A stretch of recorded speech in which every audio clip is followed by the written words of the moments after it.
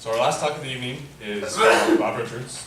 Bob Richards is the founder and CEO of Odyssey Moon Limited, a commercial lunar enterprise based in the Isle of Man, and the first official registrant in the Google Lunar X Prize. He is also the director of space technology at Optech Incorporated of Canada, where he presided over the first commercial LiDAR scanner flown in space, as well as the first meteorological LiDAR flown to another planet aboard the NASA Phoenix Mars lander. Bob studied aerospace and industrial engineering at Ryerson University, physics and astronomy at the University of Toronto, and space science at Cornell University, where he became special assistant to Carl Sagan.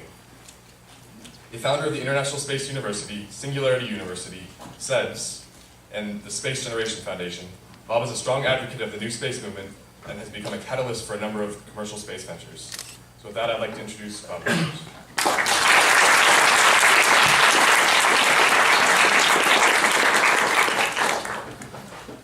He doesn't know how to turn on a microphone. That's learned through experience. So it's great to be here. SEDS! All right. Okay, so we've been doing this a little while, the SEDS stuff for a little while. It's great to be this, well, I'm not so sure it's great to be this intergenerational link anymore, but it's great to be in front of you guys and see you guys so strong, especially here in this cool town of Tucson, and U of A in particular, which has been a big part of my life the last few years, getting to Mars and so forth. But, so Mars, okay, we can talk about Mars a little bit later if you want, but been there, done that. Let's talk about the moon tonight, and let's talk about how we're living, all of us, in this incredible epoch in history. We're just transformational as human beings, as a species, as we move out. Okay, so there might have been a bit of a false dawn, about 4 years ago, before any of you guys were born. Well, not before anybody was born. Most of the people in this room before they were born. Maybe a bit of a false dawn, and it was actually that false dawn, that Moon 1.0, that first era of lunar exploration, that it created so many orphans of Apollo like myself. People that were just abandoned, really, in our dreams. Peter Diamandis is another one.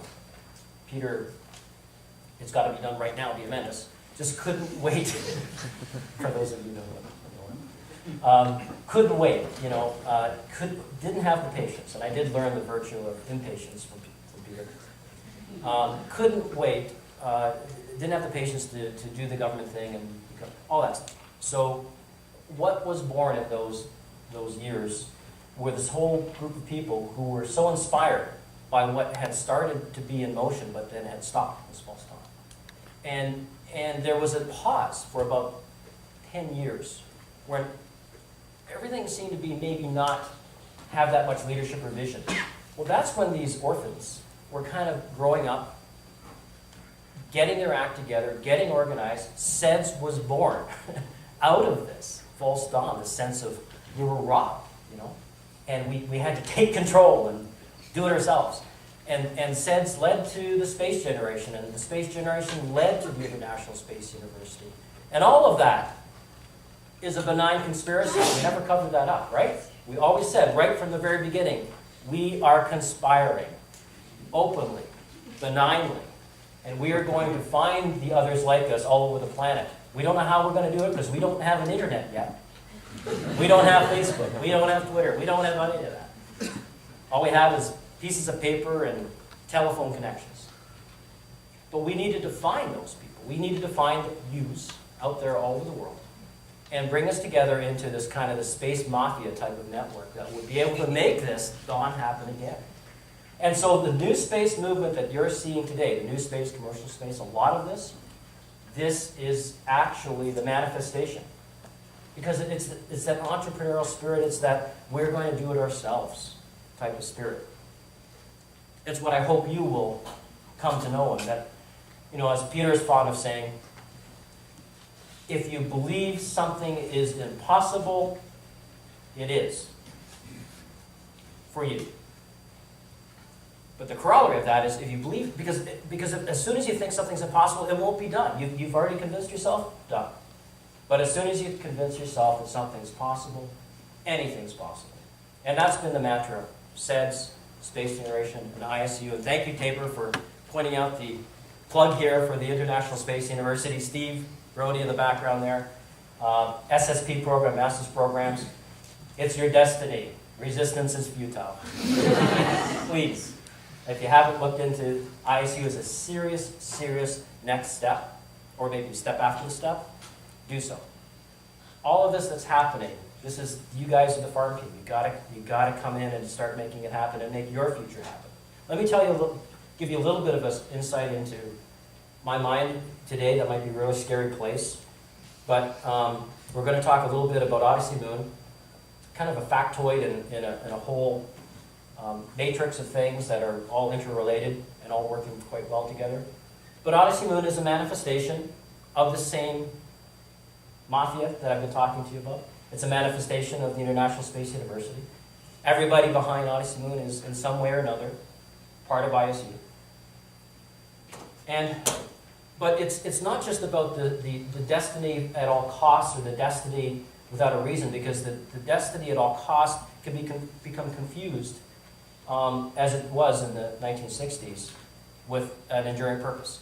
So the reason we went to the moon in the first place, well, we landed there 6 times with human beings, 3 years, did the flags and footprints thing, came back, and that was it. So let's not do that again. Let's do something that's called Moon 2.0.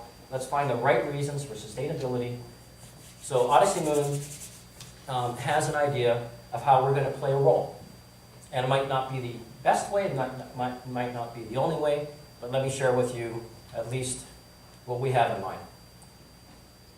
First of all, you look at a business model. You know, the Google Lunar X Prize, and we'll talk a little bit about that. It's not so much a race to the technology, because you can basically buy just about everything. There's no new physics, right, in the last 40 or 50 years. It's all there. So it's really a race to a business plan. What is the actual business plan that you're going to come up with that will allow you to get to the moon and do the requirements of the Google Lunar X Prize, which is to land a private spacecraft and move 500 meters and take lots of pretty pictures. But how do you do that in a way that is not a stunt, like it was in Moon 1.0? How do you do it in a way that's actually going to carry you forward? Well, our business plan is basically FedEx to the moon. You got a package, we'll deliver it for you. And if you just keep that in mind as I'm talking about it, it's vastly more complex than that, of course, because it is a space program. Space is really hard. But in essence, we're delivering your package somewhere. It just happens to be 250,000 miles away and a little hard to get to. And nobody knows how to do it, knows how to do it yet. Well, we know how to do it, but the infrastructure doesn't exist to do it again. The reason that there are so many countries orbiting the moon right now, right? Taking amazing imagery, amazing science data. We just heard more of it today. The reason everybody's orbiting is because nobody can get down to the surface yet. I mean, it's very hard to get off a planet. It's also very hard to get back on. You have to have, especially if there's atmospheres. But the moon is no exception. It's really hard to get down to the surface. So we came up with a FedEx to the moon model. We're developing a commercial lunar robotic transportation service. We believe that there's a pent-up demand. There's all this excitement, all of these orphans of Apollo, right, that we're really energized and all these great ideas about the moon. We've only explored a fraction of it. We'll talk about that in a little while.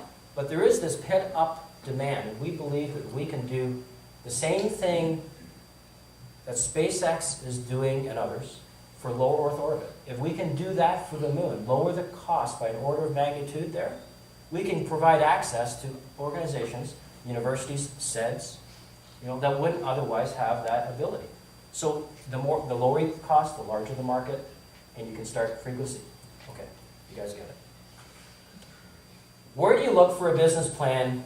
Where do you start when you're thinking about, what works? Well, I'll give you a hint. You go where the money is. Start where the money is. What is the most profitable commercial space activity of the day? Look at why that's working and see if you can replicate or adapt that to others. So we look around and what's the most profitable commercial space business on the off the planet today?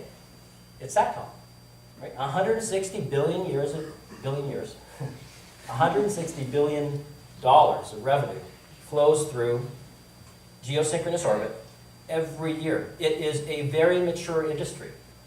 It has financiers, it has lawyers, it has the insurance infrastructure. It was started many, many years ago based on government technologies, but it was transformational into the private sector. But back in the early days of SATCOM, it was just like an early commercial mission to the moon. It was hot. Nobody had done it before. It looked very risky. Why would you do this? What are the revenues? Well, if you map out what actually happened, you can find that there's a lot of lessons to be learned. So when we put together Odyssey Moon, we're thinking about how the Earth's economic sphere has been expanded sequentially throughout time. And is there a way that we can actually repeat that pattern? So I did this in kilometers because it worked better, but you can convert to miles if you want, but it looks prettier in kilometers. But you'll see there's this progress. And you can play around and map it, back in time and more forward in time. But basically since the early 1900s and the advent of aviation, and when the economic sphere of Earth went out just a little bit to about 40 kilometers, and then flattened out for a long time until ComSats came in, and Early Bird, the very first commercial ComSat, was launched and took the economic sphere up to 40,000 kilometers. So we want to, of course, move that up one more order of magnitude to the moon. But when you look at all the most of the commercial, aspirational economic activity right now, most of the investment, it's kind of going on in here, right? It's the private companies trying to fill up that low Earth orbit void. So this is where the massive amounts of private capital are being poured right now by Richard Branson and Elon Musk and everybody trying to get that personal space flight going, because that's a mass market mentality. So while that's going on, we're just going the next step, the next logical step, right? If we can get that beachhead at that next transition, all of this capital will start to flow out. So we're trying to anticipate the market a little bit. I would like to think we're considered leaders in the Google Lunar X Prize. When it was announced in 2007, I think I have a picture here. Nope. Okay. So when the Google Lunar X Prize was announced in September of 2007, we had already been formulating 2007. If I got that right here. 7. Wow, I've been doing this for over 2 years. So we've been doing this. We'd been already doing Odyssey Moon for over a year, conceptually, not publicly, just building up the case, thinking it through. And when what was going to be a Lunar X Prize was being thought about by X Prize, and then it was actually announced in September, it was pretty good timing for us. We were not maybe quite ready to unveil ourselves as a company because we really weren't quite there yet that we were ready to say, here we are, and this is what we're doing.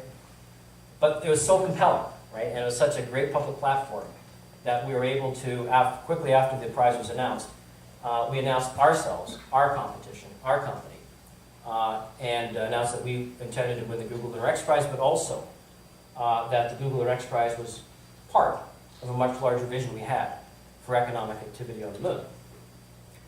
We did something a little strange about a year later in many people's minds. We kind of turned the usual model upside down. Instead of NASA hiring a private sector company to meet its requirements for some particular mission, we hired NASA. So we were able to engage, and there are ways you can do this. Well, there's one way actually, and it's not easy, but there is a mechanism where you can actually hire NASA to help you. And so this gives us the ability to isolate and pick and choose the right technologies that we need, mix it together with the right commercial approaches, we hope, and come up with a thing that benefits the American space program and the American people and the taxpayer and all you guys, right? Because that's what NASA's job is. But also helps mix in the commercial aspects and helps leverage and catalyze a whole new industry, which is part of NASA's job as well. So it's this interesting relationship. I think it's the very first of its kind. It's called a public-private partnership. And it was this PPP. And it was all about this contraption that was a very innovative common spacecraft bus developed both at NASA and people in this area. And we were very impressed that this was a modular system, very smart, that could be used to help bring the cost down of access to space. Most of it is because it has a very innovative propulsion system at its core. So it's about taking that core idea of this modular, high-performance lander system, very small. When we're talking about something, I guess there's not really much of a scale there, but I couldn't, but two of us could put our hands around, our arms around it, hug it. and to develop this into a repeatable product that could deliver on the order of about 50 kilograms to the surface of the moon. And then we started to apply business principles, and we thought, well, how do we bring down the cost? How do we bring down the cost for you guys? How do we bring down the cost for the non-traditional areas of the markets and everybody else at the same time? Well, one of the ways you can do it is to look at the spacecraft as a condominium, and each one of the payloads are tenants, not unlike the Phoenix Mars lander, where it had a core construct, but many neighbors. Not without its problems. Condominiums, you have to have good neighbors, right? You have to kind of get along. And so there is a little bit of payload management that has to go along with this. But if you imagine kind of a condominium approach to cost sharing, where the building, the spacecraft, is the overhead, and you're sharing that among a number of payloads, so not one payload or purpose is covering the entire overhead, but you spread it so you're able to bring the cost down. It's kind of an airline approach to pricing. So when you buy an airline ticket, you get to the gate, you expect the airline to be there and to be leaving on time, not like my plane yesterday in Norfolk, Virginia, but generally you expect it to be leaving on time. And you've paid for your executive seat or your coach seat, and if you paid for your coach seat, you're like, well, I'm really cost conscious. I don't care if I'm sitting up there with the big shots, I just want to ride. So you buy it. Or you really, really care about where you sit, right? You want to get the luxury, you want to get the good view, and then you pay a little bit more. So that's the type of pricing model that we're applying for this as well. All of this has to add up to a return on investment to the people who you're asking to put the money up. I wish I could put all of it up myself. I can't. Right? So there's a number of us, there are a number of investors that are coming together to do this. And then it's all about, like any business, can you sell it? Do you have customers? So what we've been doing for the past couple of years is proving out the business plan, in that we have customers we're saying that will actually commit to go on our plane or on our spacecraft. People are actually buying seats. About 75% of the available capacity is sold for the first mission. Not bad.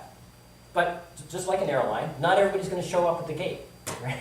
So you got to worry about that. So you have to make sure that you balance the commitment that you're getting from your customers to those that you're making to your investors.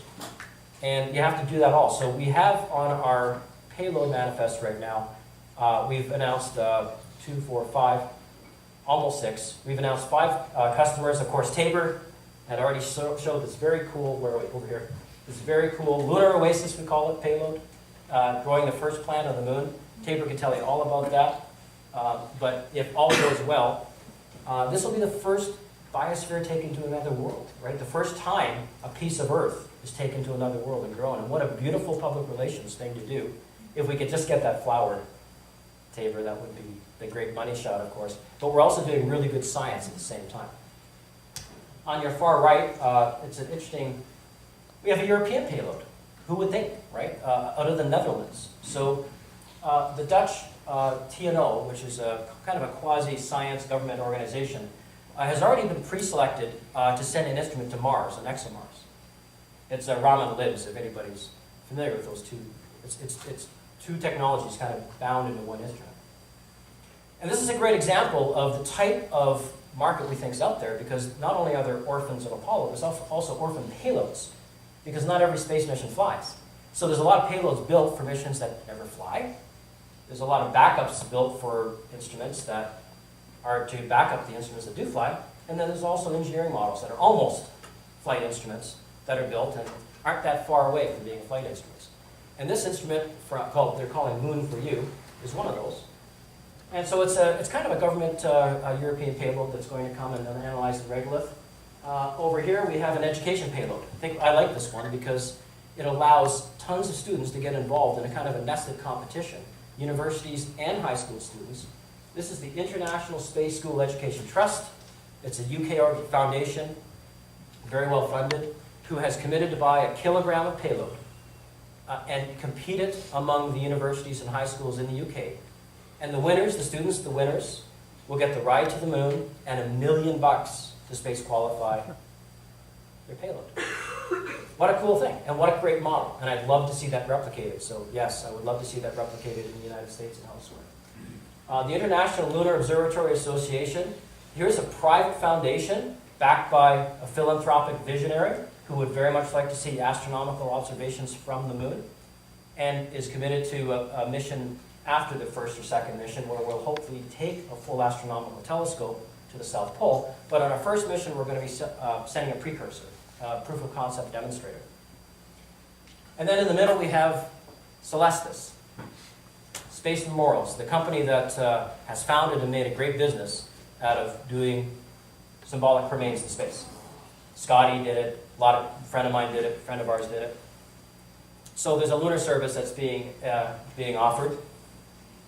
So we have astronomy, biology, education, and science analysis. And there are other payloads in the works, and there's more space available, by the way. So why the moon? Very quickly. So, it's this big rock in the sky that we almost ignore all the time, but it's our sister world. I mean, we live in this two-world system. It's a planetary archipelago. If we were actually an island, which we are in space, metaphorically, what better thing there would be than to have another island just in the horizon that we could get to, paddle off to, go explore, test how we can live and survive off our current island Earth. What a cool thing that would be. Wow, we have a moon. How lucky are we? So we're going to utilize the moon as an 8th continent for exploration. It's largely unexplored. We've got great pictures now, of course, because of LRO and all the other probes that have been circling it. But getting down to the surface and doing the science, so little has been done of that. If you took all of the surface area of North America and South America, shoved it together, that's about the surface area of the moon. And if you landed there 6 times, took some measurements, would you know the place? Probably not. So it's not only a great place to explore and have some fun, it's a stepping stone for our future. It's an insurance policy for Earth. As Stephen Hawking says, we have to become a multi-planet species. It's not a question of if, it's a question of when. We need to do that. So what a great place to try and explore and develop our expertise in becoming a multi-planet species. Then the moon, and we have to start backing up the biosphere, because as Tabor learned, this is the only biosphere we have. We don't want to screw it up, of course. We have to be good stewards. We have to be smart. We have to conserve. But it's not a zero-sum game. There's infinite resources in space. Everything that we fight about, argue about on Earth is available in infinite quantities in space. Energy, materials, it's all there for us. We have to learn how to do it. The moon's also a Rosetta Stone. It's a Rosetta Stone that has the history of the Earth-Moon system locked inside it. We think we know it. We think we know all about the moon. Well, we don't. We've been there a lot of times, 25 flybys, all the lunar robotic missions. But we've actually explored only about 1% of the planetary surface. Gives you a bit of the scale. Right? So here we are just west of Denver. That's basically North America mapped with a little bit of South America. Mapped onto the moon. Gives you a little bit of scale. I come from Toronto, so I'm kind of up there above the equator. Moon 1.0, we know it was driven by national prestige, superpower politics. There was no economic agenda. It was a dead end, right? So don't repeat that again. We're going to do Moon 2.0. The Google Lunar X Prize, of course, has personified, characterized Moon 2.0 as a multinational, international, if you will, broad objectives, commercial players, public participation, modern technology, participatory, educational outreach, inspiration, involving space agencies but not depending on them. It has to be funded by private sector, 90% of it. Unlike the first X Prize, won in 2004, that was 100% private sector funding. You couldn't have any government funding. So with the Google Lunar X Prize, a little bit harder to get to the moon. They're allowing up to 10% of government subsidy. Excuse me. Odyssey Moon, we haven't touched that yet, and I'm not sure how we're going to utilize that, quite frankly. But it's kind of there, and we're kind of leaving it in the bank, pretending we don't have that. And then at some point, I'm sure it'll come in handy, but right now we're not depending on it. Gives you an idea of that the second era of lunar exploration has already begun. Here's all the stuff that's been happening since 2003. We thought we knew it all, right? It's the moon. We can be there. It's a dead rock. And then we send some probes back, and what happens? It's full of water, right? Water everywhere. Stick a straw in the regolith. Maybe not quite that much, but it's a game-changing event. Water's like gold on the moon. It changes the economics, not just of the sustainability of being able to have their people, animals, plants live there, but it's also rocket fuel, right? You break down water and you get the hydrogen, you get the oxygen, and breathe, and it's a great day. It's a game-changing event, equivalent to finding gold in California. And it's everywhere. We thought, for so many years, we thought it's just concentrated at the poles. Well, Outcross released the science measurements today. People see that, right? It was despite the public scorn, we didn't see the stupid plume, right? It was a splashing success, right? I mean, it's just the splashdown. It was great. But it's not just at so yes, it's at the poles, but it's also widespread, which is something that we didn't expect at all. Still don't understand how that really just happened. So the prize. I think you guys are probably all familiar with this, the Google Lunar X Prize. There's Bob Weiss, Peter, of course, Buzz Aldrin, Larry Page at Google, who with Sergey decided to put up the money, $30 million. It's a $20 million first prize. The catch is you have to spend $100 million to get it. But I mean, that's the same. That's the nature of X Prizes. It's not supposed to fund the whole thing. It's supposed to give enough incentive that you can find ways to match the rest of the funding that you need to do it. It also invites incentivized competition over and over again throughout history. Many, many, many times the prize money is invested in trying to win the prize. So it's a great model. The X Prize is the only thing that Peter did in space that I wasn't involved in, and look where that got him. So it's kind of cool to come in from the other direction and try to win the prize. But the rising tide floats all boats. There's 21 teams competing out there, tons of students. Is there a University of Arizona involvement right now? Okay, well, maybe we can help that. All right, so I've already told you that Odyssey Moon was the very first entry in I'm sorry. Was that Freudian? What did you say? That was not. All right. The company. Okay, so a little bit of down to business. Anybody in actually studying business, not just tech, a little bit even as a minor? Okay, so you guys also have to understand a little bit of business. Look into it. It's not just boring stuff. It actually is kind of cool, especially when we get into the who owns the moon stuff and what are you going to do when somebody wants your stuff. Anyway, so we're an Isle of Man company. Anybody know where the Isle of Man is? Okay, well, yeah, great. Well, so it's the next space superpower. It's located in the Irish Sea, about halfway between, in the middle. Isle of Man, man means middle in Gaelic, and it used to be called the Isle of Mona. So it's kind of like this gender thing happening back and forth, and it's between England and Ireland, and it's this little island nation under UK jurisdiction, but it's self-determining, so it's got its own parliament, its own laws, it has its own frequencies. It's a zero-tax regime, so if a company like Odyssey Moon actually ever makes any money, we'll not have to pay tax on it. So, but really, it's having a friendly country that you can sit around the breakfast table with. I mean, literally. I mean, the leadership you can go have coffee with and say, we want to do a moon mission. They say, okay, how can we help you? Well, we need this law, we need that law. Okay, no problem. Come back next Tuesday. We'll have that done. So it's almost literally that great. So I talked about Tabor talked about how important people are, and it really does come down to the people.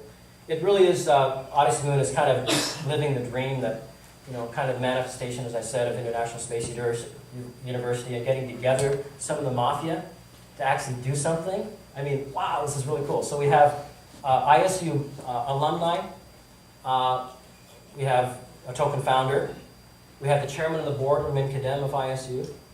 And Michael Potter is a graduate of the very first summer program with Tabor, 1988. But all of these people, with yours truly the exception, and all are telecom professionals. Remember I mentioned trying to build a business around where the money is? So Ramin Kadem was the former chief financial officer, CFO, of Inmarsat, the largest one of the largest global satellite consortiums ever constructed. It started with a government program, became commercialized, privatized, and ultimately sold, IPO'd. Unmatched profitability, and Ramin did all of that. Chris Stott, Chairman and CEO of Mansat, he handles all the spectrum and frequency allocations for the Isle of Man. So again, a telecom company. Michael Potter made his gazillions in telecom in Europe with a company called Esprit Telecom that he built up from scratch to $1 billion valuation and then sold out. And then we have this great group. I'm learning so much from these people. These great group of leading space executives. Yes, it's still ISU conspiracy. Jay Honeycutt, member of the board of advisors of ISU, was the director of the Kennedy Space Center. He knows how to launch things. And he was really one of the main people behind the U.S. rocket program. He's running our U.S. company. Paul Sputis, our chief scientist, has 2 instruments orbiting the moon right now. 2 mini-SARs, one on Chandrayaan and one on LRO. Paul's results, tantalizingly, will be coming out very soon to corroborate, I can hint, all the rest of the things you've been hearing. Alan Stern was the associate administrator of NASA Space SMD, Space Science Division. Ran a $4.5 billion worth of programs. Got a little upset about cost overruns, and within about a nanosecond of leaving NASA, had joined Odyssey Moon and some others to support the commercial space sector. Alan's a great guy to have. And one of the more recent additions, always have to have the financial person. Always have a good financial person. And Carol Goldstein grew up creating the satellite finance industry that finances those big constellations. So she's done it all before. And she and Ramin can see all of the, or many correlations and similarities between our company Odyssey Moon today and this whole commercial lunar stuff and what the satellite industry was back then. Here's another graduate of ISU, 1988 session, Chris Salaberger. Yes, is it making sense? Vice President of MDA. Pleasure to work with. MDA is a private contractor. That's the little Canadian company that's actually a $1 billion company that makes a lot of the robotics in space. The Canada arm, as we call it in space, on the space shuttle. And many of the robotics on the space station. Very happy. And together with a company, Optech, Dave Maharaj, the director of the marketing as well in the audience here, business development, helped Optech build a space division, which ultimately helped put the company on Mars, together with the University of Arizona, and that little thing firing a green laser up into the sky is the instrument that we built in Canada. So the Canadians discovered snow on Mars, and that was a real thrill, and how appropriate. And I have never lived that down. It's not just the technology, of course. It's the dream team of savvy business organizations. And for the first time, this slide is probably, to the old-timers, more telling than the technical slides, because there's been lots of technical programs, lots of ideas, lots of PowerPoint companies and PowerPoint missions. But I think this is the first time that these are major Wall Street companies. Near Earth LLC is an investment bank. WPP is the world's largest communications and marketing company. It's a $6 billion company. And many of the brands that you enjoy every day in one way or another are tied through WPP. Milbank is a major Wall Street law firm that handles satellite communications, the biggest in the industry. And ISB is the largest insurer in the industry, which plays the insurance aspect of this, insuring the downside in case something might go wrong in space. What could go wrong? Something might go wrong. So in order to try to convince customers to take the chance on this private company that's never launched a mission before, and to convince investors that it's worth putting the money in because there's a way to actually cover yourself if something goes wrong, it's very important to have an insurance broker working with you. And we're very happy that these companies, these leading companies, have joined our corporate team. Blue Ribbon Advisory Board, we have directors of NASA Space Centers. We have Tabor McCallum, of all people, on the board of advisors. We're very happy that Paragon is one of our partners. We have communicators, journalists, we have artists. We have people that have done it before working with us. And despite what you might hear, Lou Friedman, director of the Planetary Society, is not just a Mars hugger. He actually does like the moon as well, because the moon is another world. And the Planetary Society we're happy to be partnered with for education and public outreach. And as we succeed, hopefully, in our efforts, it'll be the Planetary Society that works with SEDS and other organizations to get the word out to the public and get people excited. We've proven that we have global market demand for our service. We issued a payload flight opportunity about a year ago, meaning we said, we're going to the moon, anybody want to come? And to our delight and surprise, we got an enormous response from very qualified organizations, including almost every NASA center proposed instruments to fly on our little private moon mission. So this was great. It's really helped. So we're here to change the world, absolutely. This is part of the benign conspiracy, make no doubt about it. But we're also trying to leverage the commercial opportunities and make an enduring presence and create this economic dipole between two worlds. That'll be the first time for sustainability. It's a lot to do for a little company, of course, and we're not going to do it alone. There's going to be lots working with us, following us, competing with us, maybe leading us. But it's all that rising tide. And this is a great time in human history, I think, to be at this verge, this cusp, as we move out. So I know I'm between you guys and dinner, so I won't take much longer. Let me give you a little bit of insight to the first mission, then we'll do a little bit of Q&A. So we creatively call our mission number 1 M1. Consider it Money 1, Manx 1, whatever you want, M1, Moon 1. It's a mission to deliver, as I mentioned, 50 kilograms to the surface of the moon. We're just going to go to the equator. This is a miracle 1. M1, miracle 1. Not 5 miracles, 1 miracle. The miracle is getting down to the surface without crashing. Right? You can try things that are harder a little bit later. That'll be miracle 2, miracle 3 mission. Miracle 1 mission. We're going to the equator. We're going to go to a benign area as flat as possible. We're going to look at all those pictures from LRO and try to find the places that don't have rocks. And we're going to land in hope in our first mission. It takes a lot of technology that we don't have yet, nobody has yet, to have the visual acuity of a robot to be able to make those last-minute decisions to avoid a hazard. And a hazard is not just a rock, it's not just a chair, it's that slope that the lander can't handle, right? Or it's that little crater that's going to make it tip, and then all your science instruments go kablooey. But you can't call home or something really embarrassing.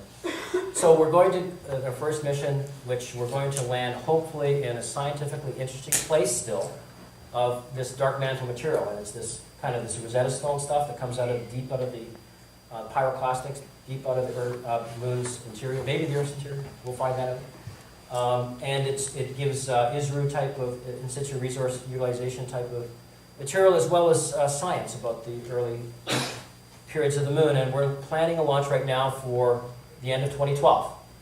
I often say we're not in a race. Well, we are, of course, but we're in a race to do it right, not necessarily to do it first, but I'd like to. But we'll do it when we're ready, I guess is my point. We want to make the first private trip to the moon. We want it to be an epic journey. We hope it's going to attract mass markets. We've got lots of ideas of how we're going to do that I'm not going to tell you about. Maybe next year. We want to seed and then lead what we call a nascent market for ongoing lunar mission products and services, and we'd love to make history in any way, but including winning the Google Lunar X Prize. I want to take that check from Peter. That would be a great moment. And you're invited. You're invited. I told you about an educational model that's actually working in the UK. You know, it's 1 kilogram, it's affordable, you can find people to sponsor it, and then you could share it. And maybe you could lead that competition. I challenge you to do that. I think it's a great model that will work not just for Odyssey Moon, but for all the other competitors out there. We welcome payload proposals from you guys. Anybody else you might know, you're all invited. I think something's going to happen. I think it's going to be really wonderful. And the Odyssey's just begun. Thank you very much.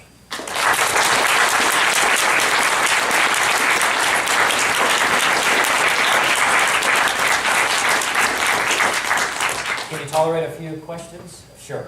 I forgot, did you say how much it costs? No, I didn't. How did I miss that one out? Okay, so there will be the day when Odyssey Moon will publish all of its prices on the website, just like SpaceX. It's a little different situation right now because we're in this competitive environment. with a broad mix of wild and wonderful creatures competing. And so we don't share our pricing publicly right now. It's all done under NDA and secret hush-hush stuff. But you can figure it out. How much does people, how many people, you've heard me say how much we're taking to the moon, right? How many kilograms? Who was listening? 50. How much did I say it was going to cost? 100. So what does that give you as your cost of goods sold? Business 101. 2 million. 2 million. Okay, so if you can sell it for more than that, you're making money. There's your business. You don't have to go to business school anymore. Okay. Anybody else? Yes. What's your launch vehicle? What's the launch vehicle? It's a U.S. commercial experimental launch vehicle. We haven't actually selected it yet. We haven't put down a deposit. But it's because of the way our business plan is constructed. We are motivated to use heritage technology as much as possible. So in that class, you have things like the Taurus, you have things like the Athena, and I would love to be able to use SpaceX rockets as soon as practical. Or can you just use the Cape Canaveral? Well, that's the launch. Oh, say, can we use the Cape Canaveral? The answer is yes. Through Space Florida, they're outfitting a pad there for commercial uses. I mean, Elon showed that you can actually, if you have enough backing, you can get your own pad. But the launch facility is not necessarily the same thing as the launch provider. Just marry those two things together. We could also launch out of Wallops. But I mean, the Kennedy Space Center is there for a reason. It's there because it's the best place energetically to launch a mission to the moon. Right? It's not the southernmost place. I mean, they could have been at the tip of Florida. Right? They were there for a reason. Right? So that is one of the best places to launch to the moon. You don't want to be going the other way. Yes. I guess 2 questions. One, how did you hire NASA? Well, first you have to start SEDS, then you have to start the International Space University, then you have to put those people in place at NASA that really like it. And then you have to call them up, right? Right, Ken? And say, let's do this. Why not? They say, absolutely, why not? Okay. And you also said you have an innovative propulsion system. Can you go into that? Okay, so innovative propulsion system. So there's wicked technology out there that's both wicked and cool. And it was created in the 80s with enormous funding in the U.S. Military. Look up Brilliant Pebbles, Kinetic Kill, all that awful stuff, right? And look at how you can change those swords into plowshares, and that's really what I think we're doing. More? Okay. Ooh, Kyle. One here. You said you mentioned that your LiDAR experiment on Phoenix detected snow on Mars. Was this water snow or CO2 snow? I thought you were going to get really technical on me because I'd be embarrassed because I'm right in the heart of the university that did it. Water snow, yes. And the interesting story was when the frozen matter, which had H signature, was detected floating out of the sky. The scientists didn't want to call it snow because and the media, of course, embraced the idea of snow. So technically, I mean, it was water, and we have experts here as well that could talk to you a little bit more about that. But it was water, yeah. And it was so it didn't actually reach the ground as far as we know, but it was forming in the atmosphere, and it was precipitating. Right. So it was very cool. Yes. So what if you don't win the Google Lunar X Prize? Do you think, the business model will still go on as plans, if it's not, it's only kind of a subsidy? Yeah, absolutely. If we don't win the Google Lunar, I'm a great supporter, as you know, of the Google Lunar X Prize. The company was designed before that existed, before the Google Lunar X Prize existed. It's a great bonus. It's a great inspiration. I support it in every way, but in no way is it a cornerstone of the business model. And if you start looking at, you still have to spend money to win it, even when you have a moon mission, right? So we're still pursuing it. We'd like to win it, but it's not a cornerstone. If we don't win it, the rising tide floats all boats, right? If somebody else wins it, great. Our business plan is maintained. Yes, maybe 2 more questions after this? How do your plans extend after M1, after the first mission? Okay, so what does it look like in the future? So our hope is that the 50 kilograms is not a lot. So we're hoping that we can mount about 1 mission per year to the surface of the moon for the first 3 years. And we'll see if that inspires enough demand that the supply can be increased. I hope so. I see that increasing a lot. And, but we're going to plan a modular system that's able to deliver and launch reliably and inexpensively every year. So you can start your PhD thesis this year and plan to have your system launched, on time, on budget, in a few years. That's the idea. 2 more? Richard, Gary? you're selling the notion of transportation services. Yes. But if you've got transportation, you're really very heavy in the, shall we say, the satellite communications end of things. Are we looking for a pervasively networked lunar environment? Well, I would like to see somebody do that, and we'll have to see how many users there are that need that service. Right now, there's of course not enough, and it's really hard to convince the type of capital necessary from the private sector to create a network. Build it and they will come. We don't know they're going to come. So, but your observation is, I think, most accurate in that we are a transportation system, and if there actually is a gold rush, a water rush, a moon rush, like in the old days, it wasn't the people who were doing the prospecting, right, that made the money. It's the people who sold the carts and the shovels and the Levi's. And we just want to do that. So we are a one-trick pony right now, one-trick pony express. And as much as all of these other things are so cool, and I really have to get into them, we are maniacally focused on the core of a business plan, and if that works well, then maybe there's other things that other companies could do with us. I think one more question, and then I probably kept you long enough before dinner. Did I see one more? Yes. So there's a lot of people, capital, money going into this, and also you're involved with Singularity University, so there's... That's only because I want to live forever, you see, because it's so cool it's going to happen. But yes, you're right. Yes, no, I'm just wondering, a lot of this activity is even in the last 6 months. What changed? Why is there this kind of almost frontier rush into the frontier? Is that what it feels like? Like it's all happened in the last 6 months? It does. Yeah, it's got, like ask Peter about zero gravity, right? It took him 10 years and all of a sudden it's all happened. I'm glad it feels that way because it really is this belief, this buy-in of this belief system that it's doable and it can happen. I think what you're probably noticing is that we were all in a lot of trouble about a year ago when the markets collapsed. Odyssey Moon's plan was to be financed last September. Everybody's plan was really to be much farther along than was allowable in that market collapse.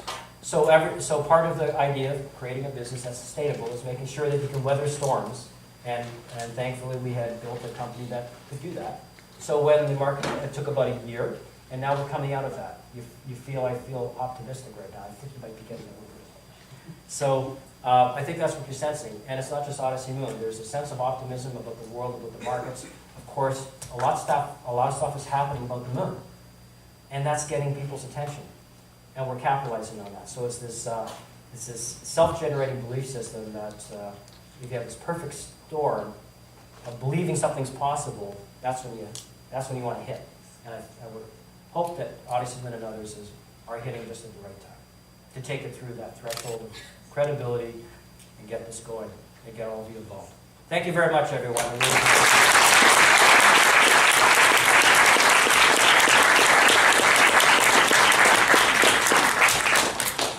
Just a few quick